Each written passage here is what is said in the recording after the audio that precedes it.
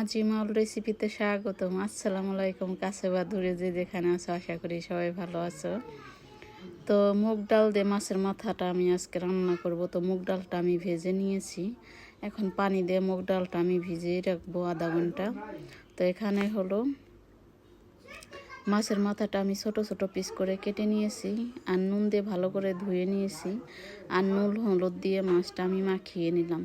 বিসমিল্লাহির রহমানির রহিম। একটা পাত্রে দিয়ে দিলাম পরিমাণ মতো তেল। তেলটা গরম হয়ে গেছে, তো মাছের মাথাগুলো এক এক করে সবগুলো দিয়ে দিচ্ছি। দিয়ে আমি উল্টিয়ে পাল্টিয়ে মাছের মাথাগুলো ভেজে নিচ্ছি। এই তেলের ভিতরে দিয়ে দিচ্ছি পেঁয়াজ, কাঁচামরিচ, শুকনো মরিচ, রসুন কুচি আর আস্ত কিছুটা গরম মশলা। এখন নেড়ে চেড়ে এইগুলোকে ভাজা ভাজা করে নেব। এটা হলো মিঠা সোয়াজ দিয়ে দিলাম 1 চামচের মতো, জিরা দিয়ে দিলাম 1 চামচের মতো, কালো জিরা পরিমাণ মতো, সবগুলো উপকরণ দিয়ে দিলাম পরিমাণ মতো আদা রসুন জিরা বাটা। নেড়ে চেড়ে একটু ভাজা ভাজা করে নিচ্ছি। দিয়ে দিলাম অল্প পরিমাণ পানি, যাতে মশলাটা না পুড়ে যায়। আর বাটাবাটি করে মশলা দিয়ে রান্না করলে অনেক মজা হয়, সেটা বরাবরই বলি। তো পরিমাণ মতো হলুদ ফাঁকি, পরিমাণ মতো মরিচ ফাঁকি দিয়ে দিলাম।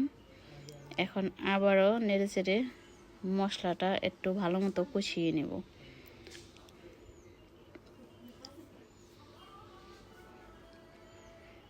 তো ভালো মতো কষিয়ে নিয়েছি। দেখো মশলা থেকে তেলটা প্রায় ছেড়ে দিয়েছে। আর ওই দিকে মুগ ডালটা আমি ভালো মতো ধুয়ে একদম পরিষ্কার করে নিয়েছি, সেই মুগ ডালগুলো দিয়ে দিচ্ছি।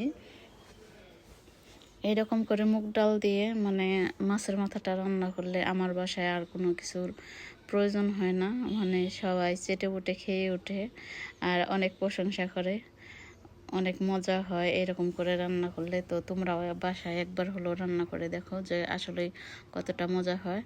তো ডালটা দিয়েও ভালো মতো নেড়ে চেড়ে কষিয়ে নিয়েছি। আর নুনটা দিতে তো ভুলেই যাই, মাশাল্লাহ, মানে নুন দেওয়ার কথা তরকারিতে মনেই থাকে না বেশিরভাগ। তো দিয়ে দিলাম স্বাদ মতো নুন।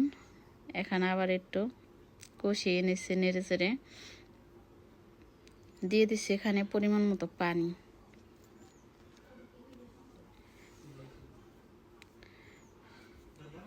পানিটা দিয়ে বলক আসার জন্য অপেক্ষায় ছিলাম। তো বলকটা চলে এসেছে। মাছের মাথাটা যে ভেজে রেখেছিলাম, মাছের মাথা টুকরোগুলো দিয়ে দিচ্ছি।